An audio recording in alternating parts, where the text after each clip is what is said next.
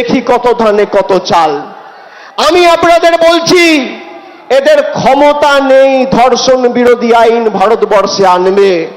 তার কারণ, যদি ভারতবর্ষে এই কঠোর ধর্ষণ বিরোধী আইন আসে, তাহলে সব থেকে আগে জেলে যারা যাবে তারা হচ্ছে বিজেপির লোকজনেরা। সব চোর, ছেচ্চোর, চিটিংবাজ, মাতাল, পাতাখোর, খুনি, ধর্ষক সব বিজেপিতে। কালকে যারা রাস্তায় নেমেছিল, কোন ভদ্রলোককে আপনি দেখবেন না।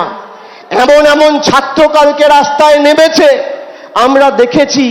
কেউ বলছে আমি বিএসসিতে সায়েন্স নিয়ে কমার্স পড়ছি, কেউ বলছে আমার 23 বছর বয়স, আমি 11-এ পড়ি, স্কুলের নাম জিজ্ঞেস করছে, বলছে ভুলে গেছি, জানি না। এই হচ্ছে বিজেপির প্রকৃত চেহারা।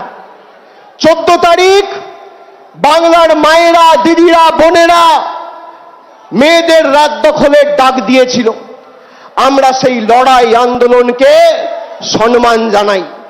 যারা রাস্তায় নেমেছিল বা যারা বাড়িতে বসে প্রতিবাদ করেছিল, তাদের একটাই দাবি ছিল, এক, ধর্ষণ মুক্ত আগামী দিনের ভবিষ্যতের সমাজ গড়ে তোলা, এবং 2, যারা দোষী তাদের কঠোর ব্যবস্থা নিয়ে বিচার ব্যবস্থা যাতে দ্রুত বিচার সম্পূর্ণ করে প্রকৃত দোষীদের শাস্তি দেওয়ার ব্যবস্থা করে।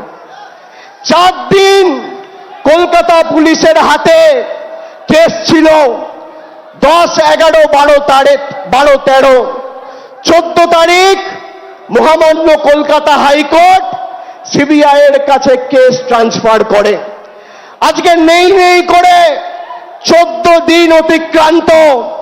যারা সন্দীপ ঘোষের অ্যারেস্ট নিয়ে দাবি তুলছিল, কেন 14 দিন এই খুন আর ধর্ষণের মামলায় সন্দীপ ঘোষ অ্যারেস্ট হয়নি, সিবিআইকে জবাব দিতে হবে। যারা একটা মৃত্যু নিয়ে রাজনীতি করে শকুনের মতো, সাধারণ মানুষ বলছে বিচার চাই, আমরা সবাই বলছি বিচার চাই, আমরা চাই প্রকৃত দোষীরা শাস্তি পাক, আর বিজেপি বলছে মুখ্যমন্ত্রীর পদত্যাগ চাই। তারা ভাবছে কি, তাদের মনের সুপ্ত বাসনা 2021-এ হেরেছে, 16-এ হেরেছে, 18-এর পঞ্চায়েতে হেরেছে, 19-এর লোকসভায় হেরেছে, 23-এর পঞ্চায়েতে হেরেছে, 22-এর পুরসভায় হেরেছে, 24-এর লোকসভায় গোহারা হেরে লেজে গোবরে করেছে বাংলার মানুষ।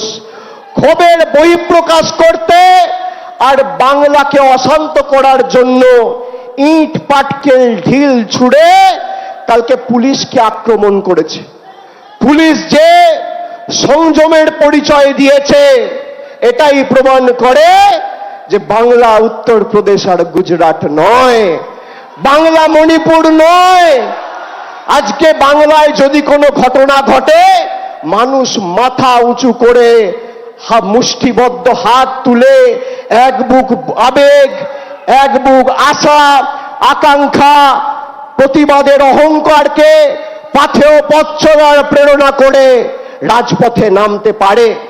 মনে আছে সিঙ্গু বর্ডারে কৃষক আন্দোলন যারা করছিল, তারা যাতে দিল্লিতে প্রবেশ না করতে পারে, 2 ফুটের এত বড় বড় পেরেক রাস্তায় পুঁতে রেখেছিল দিল্লি পুলিশ আর সিআইএসএফ।